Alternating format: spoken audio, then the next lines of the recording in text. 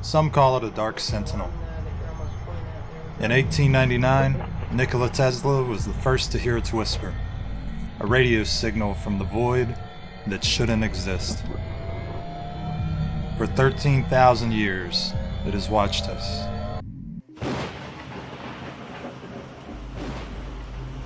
I felt as though I were present at the birth of a new knowledge.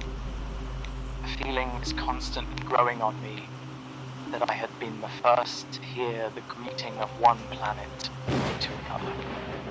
The changes I noted were taking place periodically, and with such a clear suggestion of number and order that they were not traceable to any known cause. It was not the static of the storm. It was not the aurora. The signals were distinct. 1, 2,